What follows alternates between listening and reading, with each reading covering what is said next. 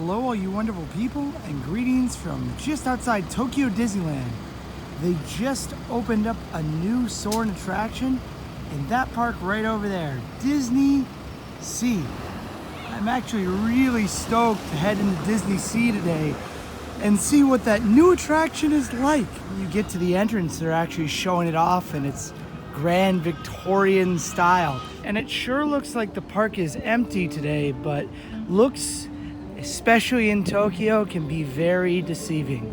And when you can see Walt and Mickey, you know you're inside of the park. It's very hot today. I wish this water blasted out at you because I would love to be drenched right now. And it looks like the pirates have taken over Disneysea, even though there's no pirate attraction here, but it's still pretty cool. Not kidding. They got some pirate ships there. Captain Jack Sparrow.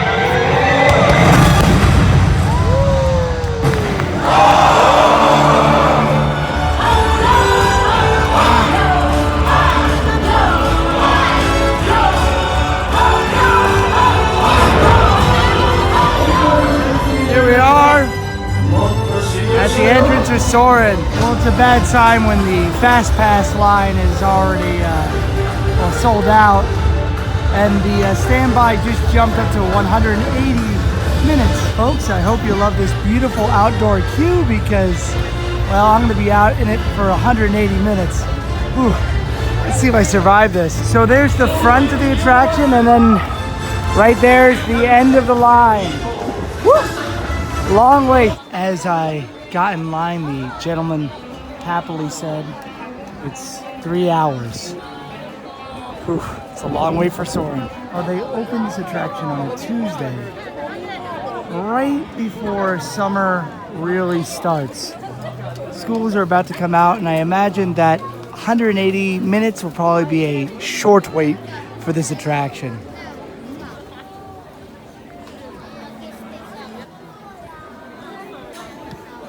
They just started doing fast passes, both paper and on your phone. But the only way to get a fast pass on your phone is to have a Japanese iPhone store or Android store, which I have an American phone, so that won't work.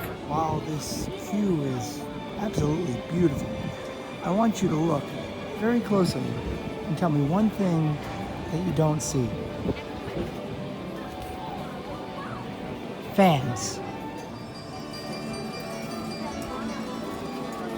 Even the trash cans have the SEA insignia on them.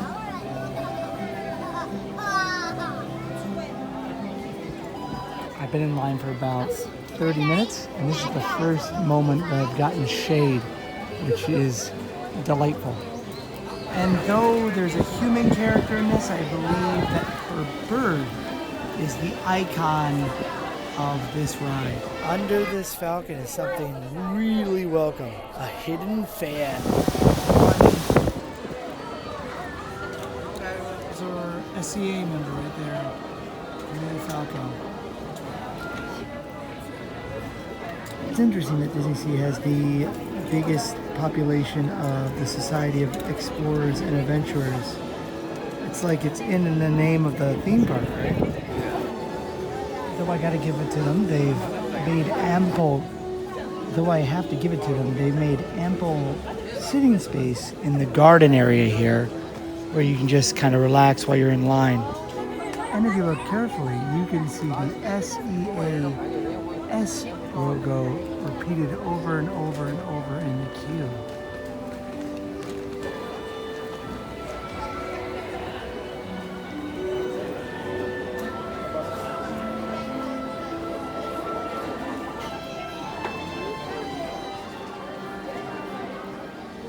luckily, after this little chamber where they show you famous people involving in flight, but probably not that guy. I don't think that guy made it.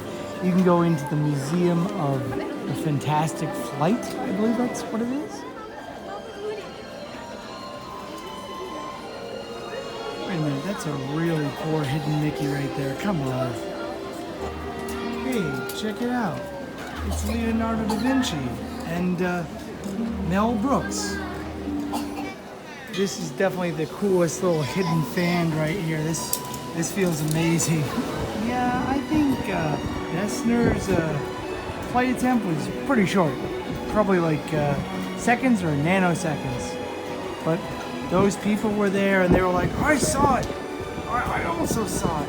The day the guy flew 30 feet. So if this is the Society of Explorers and Adventurers, that means that this currently takes place in the early 1900s, like the very beginning of the 1900s, the end of the 1800s.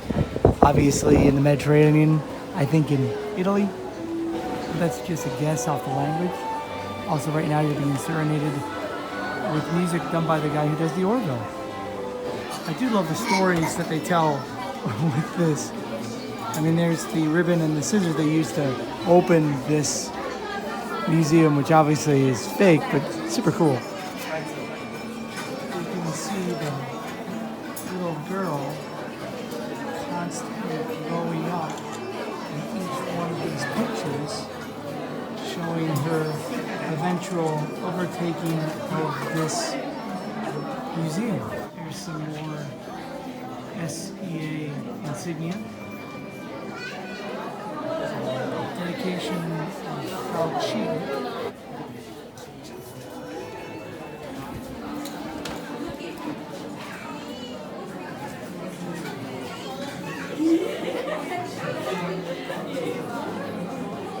I think it's very cool that everything in this faux museum is written in Italian because, well, that's where we're supposed to be right now. Wow.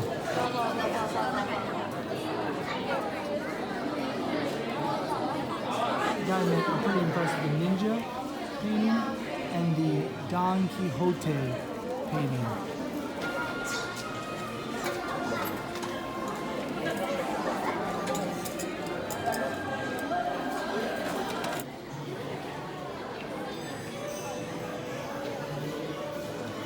And they reference witches, magic carpets, harpies, or Icarus, I guess it's Icarus, and of course people flying kites with bridges on top of them. And we've met where the fast pass line meets the regular line.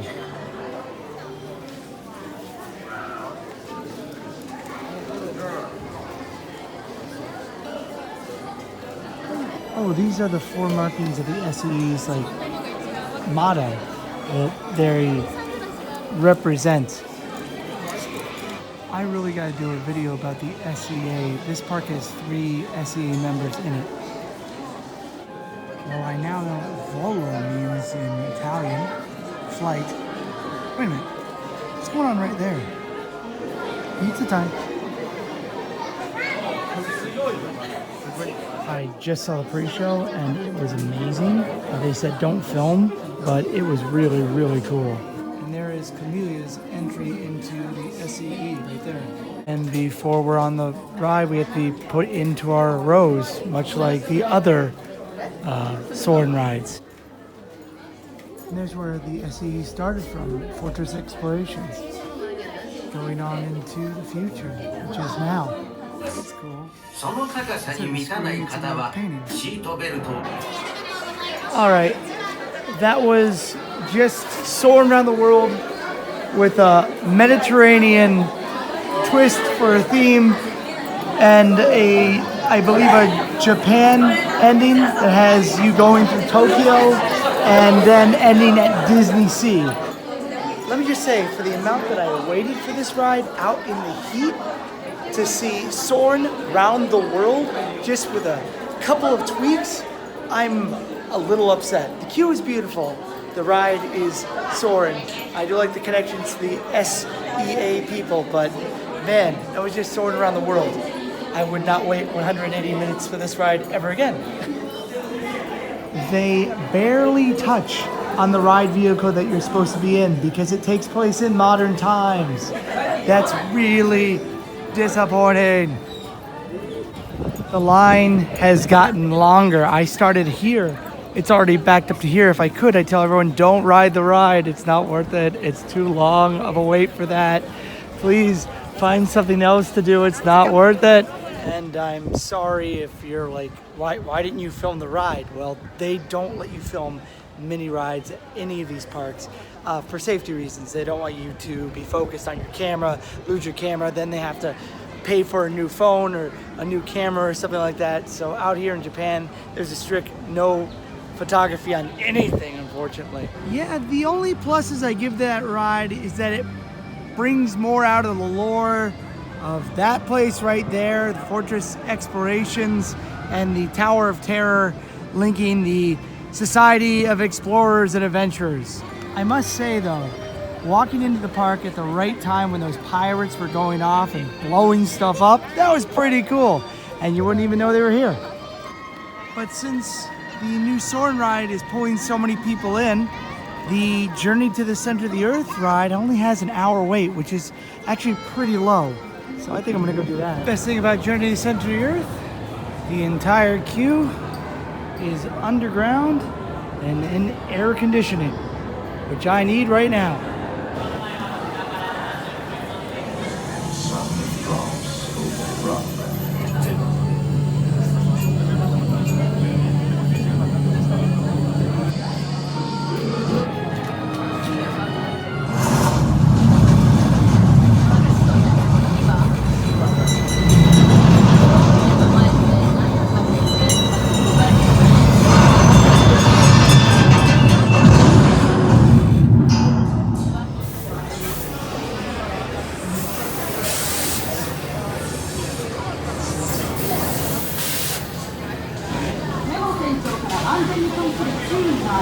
That ride is really good. It's just a shame they don't allow you to film.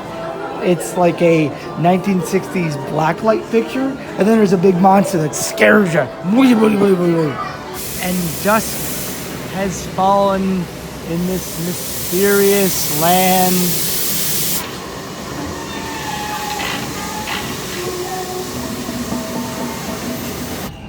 Since I'm in the place where the SCE started, I want to talk about their newest attraction, that new Soarin' ride. I really thought that it was going to be an original story, but it was the same ride that you would get with a little bit of a change at the very end. A Japanese section where you go into Tokyo and then you fly into Disneysea. The best part of the ride was actually the pre-show for me, because you see Camellia Falco and her bird as pictures. Bird is a bust, and all of a sudden the bird comes to life. The shadow of the bird goes over the room, and as it flies over the painting of Falco, she comes to life in a beautiful, what looks like a rear projection TV posting on the back of the wall. The whole wall turns into a glory of past flying devices. And I thought the rest of the ride was going to be set in the 1800s. With a ride that looks like this, set in the 1900s, early 1800s, as you go see the old world. But what you get is soaring around the world with just a little bit of Tokyo at the very end and ending at Disneysea. They completely dropped the premise of what year it is. I was really expecting a new ride show, but it's soaring around the world with a different name, a nice queue. It's very hot in the summer. But once again, let's travel into the Chamber of the Planets. This place is amazing. Last time I came in here, there was a fire alarm that went off, and no one was worried about it. There was bells and whistles going off, and no one seemed to care.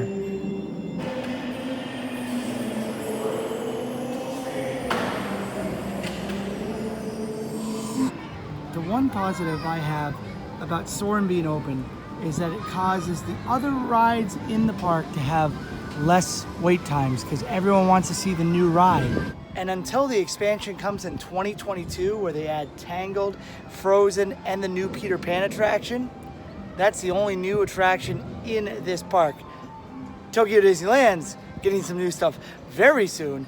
Beauty and the Beast coming out very, very soon. Cannot wait for that. They say it's going to be the future of dark rides, which that ride right there is about same as you get around the world. Man, does this park come alive at night or what?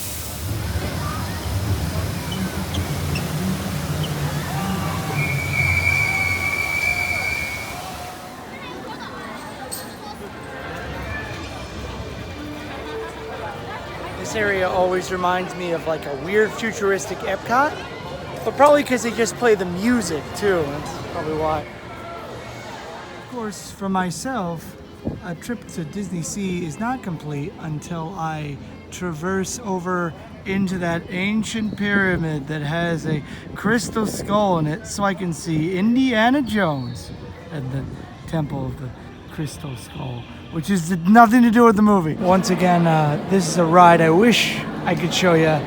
However, there are plenty of people online who have documented this ride. But the ride is almost the same thing as the one in California. So you know it's good.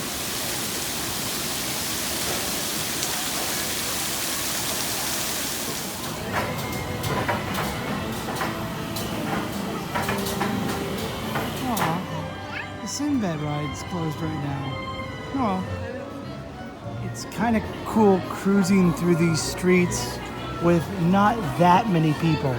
It is a slower day today in the park, and it's very nice to kind of have elbow room as you're walking around. If you look carefully, you can see an Ifrit working on some iron. Well, not anymore because it's gone.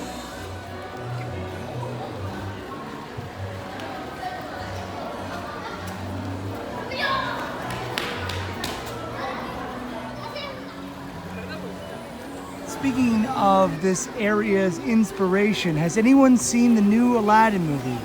Because I just can't bring myself to watch it. It just doesn't look like it's for me. Well, night has most definitely fallen over this Disneysea kingdom.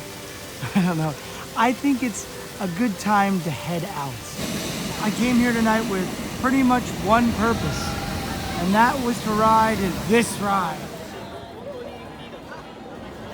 And truly, I'm not really that disappointed. It's a good ride. However, you can do this ride anywhere else in the world. I thought this was going to be a unique version of Soarin'.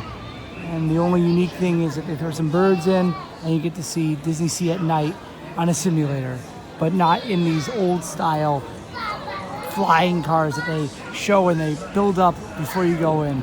I truly believe that Disneysea is a great park, maybe one of the best parks in the world. I know there's a channel named Review Time that thinks it may indeed be the greatest park in the world, and they may be right. And this is just gonna add on to its greatness. However, I don't think I'll ever be waiting in that line again, at least not under like 60 minutes. As I always say, you can do it, I can do it, we can all do it. Stay groovy and have a wonderful day. And if you like what you saw, please click that subscribe button. And if you just like the video, please click the like, because it helps the channel grow. Peace.